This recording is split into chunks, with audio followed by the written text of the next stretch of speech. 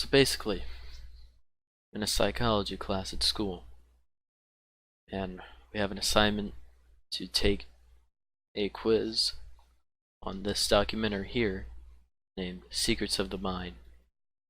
So I watched maybe the first 5 minutes of it, and it's really interesting, so I thought I'd show everyone.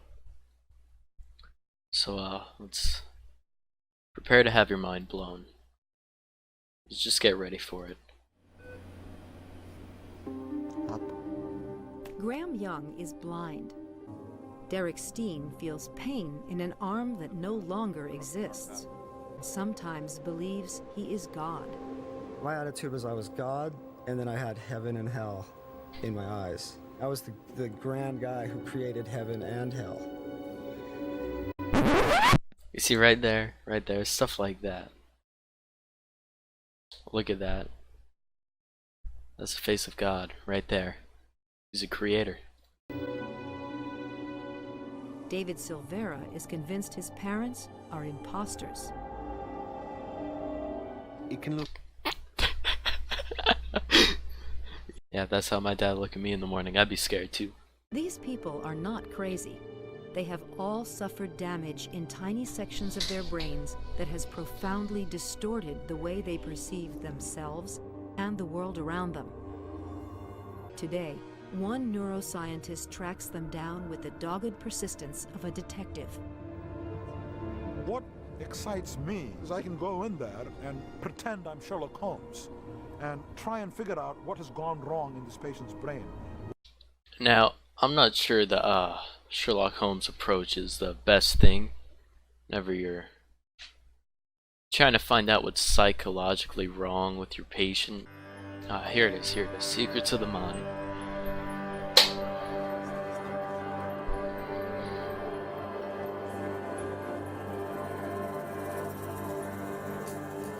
Watch my two fingers. Do you see my two fingers? Dr. Vilayanur Ramachandran Bro. is revolutionizing. What? He was acting all professional not 10 seconds ago. Then he walks in this patient's room and goes, "Look at my fingers. Look at my fingers. You see them? You see them? I'm shaking my right hand. You see my right hand shaking?" Homie just trying to get some sleep. Look at that. You don't know what's going on. He's trying to get some sleep. He doesn't want this man barging in his room, disturbing him. They call him the patient crazy. This is a crazy dude right here. Is revolutionizing our understanding of how the brain works. Look at that look in his eyes, that intense focus and concentration. I don't like that. Scaring me. Ramachandran. Alright. I was trying to figure out a way to say the dude's name. I'm gonna just call him Rama. I don't know. A lot easier. Just call him Rama. The question is, how do you even begin? Ramachandran began his investigation. Alright, that's impressive. I can't play pool with two hands. This dude's doing it with one. I'm legitimately impressed with this man right here. Brain. 13 years ago, I was involved in a motorcycle accident, and I pulled the nerves out of my spinal cord up in my neck. They told my parents directly that I would never use my arm again. About 7 years ago, I was reading through the classifieds, and I saw an ad in there, amputees wanted. I thought it was a joke. Like that. It's just basically connecting the club to the ball. So I called the number. Dang, he's got the man with one arm teaching him how to play golf. I forgot this dude's name, but he a legend. One arm man. It's Dr. Ramachandran. Today, Derek is teaching Ramachandran how to play golf. But several years ago, Dr. Rama never played golf before. Look at that. So I called He the knew number. exactly what he was doing. Bro, what? Look at that swing. After my surgery, I sat up in the bed and still felt the arm there, still felt everything there. And I'm looking down and I'm seeing nothing. It was pretty bizarre. Each of us has a body, and you give it a name, it has a bank account, and so on and so forth. But it turns out even your body is something that you construct in your mind, and this is what we call your body image. Now, of course, in my case, it's substantiated by the fact that there really is a body with bone and tissue. But the sense I have, the internal sense I have of the presence of a body and arms and all of that is, of course, constructed in my brain, and it's in my mind. And the most striking evidence for this comes from these patients who have had an amputation and continue to feel the presence of the... This dude is not interested. He was here to play some golf, dude. Look at how he looks around while he's talking. But the sense He does I have, not the care. internal sense I have He's of trying the to pay presence of the attention, but body it's just so and arms boring. and all of that is, of course, constructed in my brain, and it's in So my talking mind. about his brain. And Don't want the to hear most about none of his striking evidence brain. for this comes Dr. from Rama, you these boring the patients patient. who have had an amputation and continue to feel the presence of the missing hand. I want to touch different parts of your body, and I just want you to tell me...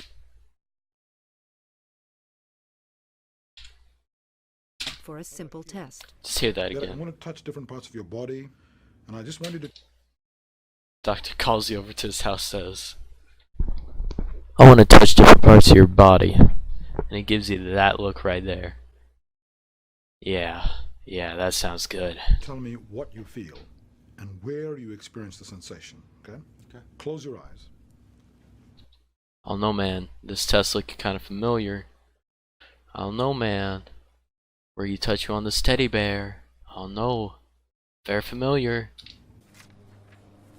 One day, Alright, this guy's a champion. He lost an arm. He's still playing golf. He's still playing pool. He's still fixing his own car and everything, dude. That's a legend. while Derek was making one-armed repairs on his favorite Chevy, Ramachandran turned up with his solution. Dude, his favorite Chevy? This implies that he does that often. What a champion.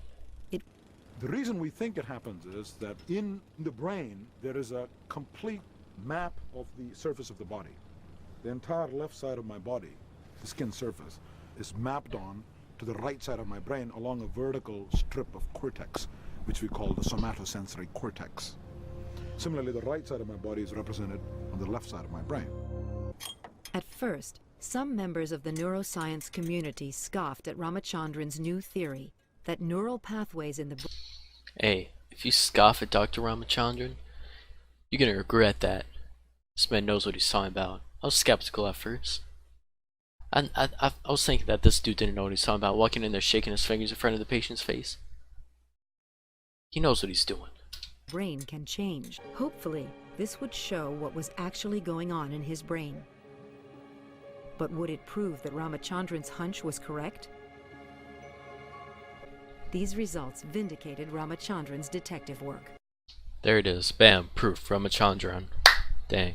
You got that. Which are now suddenly active, we're still working on. We suggested that maybe the connections are... That was a cool effect. Yeah, I'm gonna have to start using that. Or there have been pre-existing Dang. silent pathways, which are now suddenly active. We're still Hit working. that. Vroom. We suggested You know, it was just, so intriguing, you know.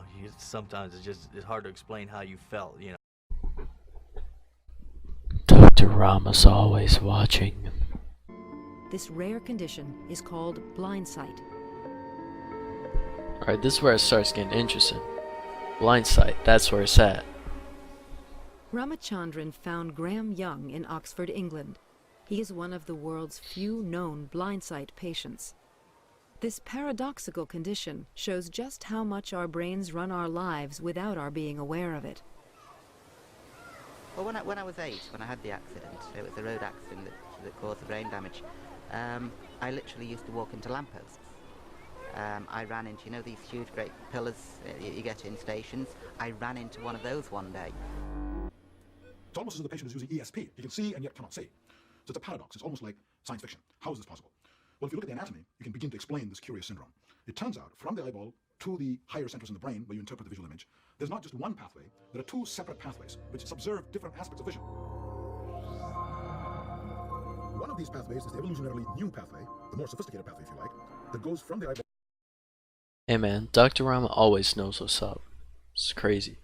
Graham's vision is similar to that of reptiles, who depend on unconscious blind sight for their survival. A lizard, if it wants to catch a fly, for example, doesn't actually have to see a fly, it doesn't have to recognize a fly, it just has to be aware of something moving. So, I suppose me and the lizard are distant cousins. One of the goals of Yeah, that lizard said, yeah, that's my cousin right there. neuroscience is to understand avoiding obstacles, avoiding that car on my right, avoiding the car on my left. That's all being done in parallel by another part of my brain, and it never emerges into conscious awareness unless something very strange happens, like a big truck passes by, I might notice.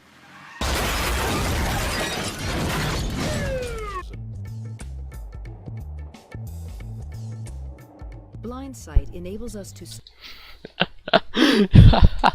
Look at that. Look at the look he gives him. Look at this. Strange happens, like a big truck passes by, I might notice it. Big truck or a kid on a skateboard, dude. Look at that. He is not happy. He is not happy. Hey man, the roads are cars, not delinquents on a skateboard. blind sight. Peggy Palmer has normal vision. She's not bad. She should be able to copy this star easily.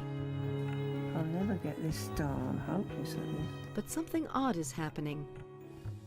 One whole side of the star is missing. Peggy has a condition called visual neglect. Half of her visual world no longer seems to matter. A concerned main. Alright, here comes Rama's explanation. Dr. Rama coming in clutch, saving this woman's whole life. With creating a three-dimensional representation of the spatial layout of the world, allowing a person to walk around, to navigate, to avoid bumping into things. When the right part is damaged, the patient is unable to deal with the left side of the world. Now, in Peggy's case, she will not attend to those things that we would normally be aware of. Alright, man. Sure, she can to the left side. Center of the flowers way down here. What's this petal doing down here, man? I don't know. I don't know about that one. Peggy thinks she's drawn her daisies right, until it's pointed out to her. You've noticed that, have you? Until it's pointed to her. He goes, "Hey, idiot. Hey, Peggy, you idiot. You drew your flower wrong, idiot. You don't know what a flower looks like, Peggy? Huh? You left out the entire left side. Oh my god, dude. Peggy, you're stupid." Oh dear. So what Peggy's drawn for us is several nice daisies with the left side. When I was a medical student, I was taught there's an area in the back of the brain called visual cortex, and that's where seeing takes place. But since then we have learned, in fact, there's not just one, there are 30 areas in the brain concerned just with seeing. Yeah, I wonder how many takes they had to get to that. Going up the escalator like, "Alright, Dr. Rama, you gotta finish talking quick." And this dude just kept rambling on about brain matter. For Ramachandran, a walk through this Southern California mall shows exactly what these visions. Hey man, I've been messing with Dr. Rama a little bit. But look at that. Look at that right there. Ooh. Wish I looked like that. But what would happen if the emotions were to run out of control? What effect might an This right here, this is the one I wanted to see. This is the man who says he's God. excess of emotion have on the way we interpret the world? John Sharon has temporal lobe epilepsy. The seizures involve my person and my soul and my spirit, all of it. When I get one of those feelings, though, my whole body just tingles and just, oh, I'm like, that's that.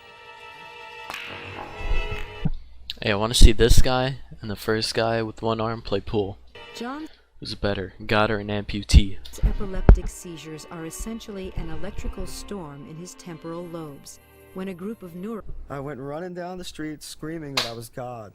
And then this guy came out and I was just like pelvic thrust at him and his wife. And I was like, "You want to effing bet I ain't God?" And I said, literally. I don't know, something about running down the street pelvic thrusting people just doesn't sound like God. You get back in here. What do you think you're doing? No one's going to call the police. I didn't say this last part, but I'm thinking to myself, no one's going to call the police on God. Yeah, this is big brain time. Checkmate. Yeah, he got them.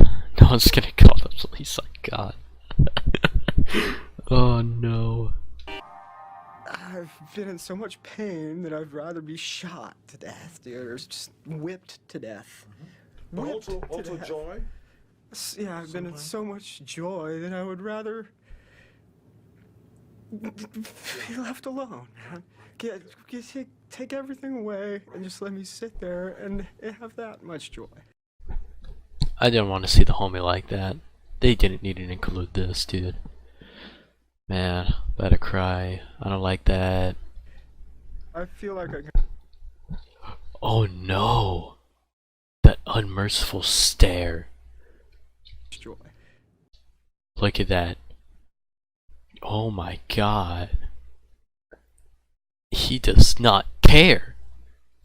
It's just floating through his mind while he was in a seizure mode may come surfacing. I see. Okay. Okay, Yeah, it's yeah. all. Hey, shout out to his dad. His dad's a real one. I like him. He knows what's up. I said it a few times before, but this man knows what's up.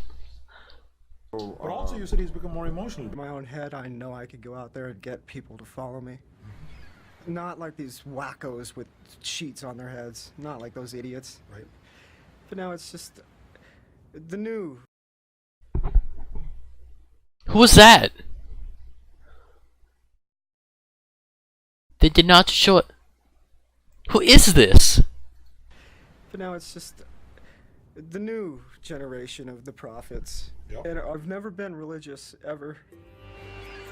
People say, no, you can't see into the future.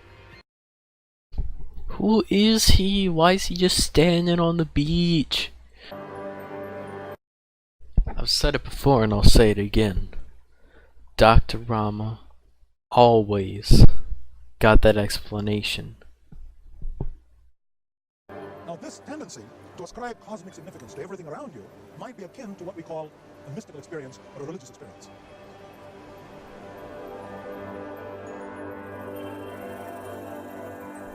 For Ramachandran, John's story is the basis of one of his most intriguing and controversial theories. Could there be a specialized area of the brain that drives human beings to seek religion? A few years ago, the popular press inaccurately quoted me as having claimed that there is a God center or a G-spot in the temporal lobes. And now this is complete nonsense. Did he just... I think he did. Okay. I guess... Okay. There's no specific area in the temporal lobe. What right do we have to treat the patient with medication or with surgery, thereby, in some instances, depriving him of these valuable experiences? Amen, Dr. Rama. Amen.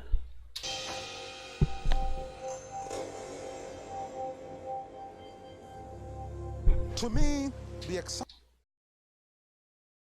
I didn't even edit that. Like, I do some pretty rambunctious edits in my videos, but I don't know, man. Just don't know. For centuries, philosophers have labored to understand God, consciousness, and the mysteries of human nature. Now, perhaps science will have its chance.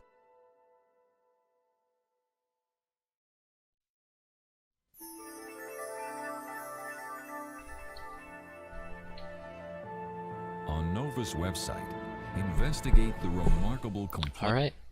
That's the way it ends. Round of applause, everyone. Remarkable. I know. Excellent. Excellent. Excellent work, Dr. Rama. Alright. Very good. Very good job, Dr. Rama. Nice.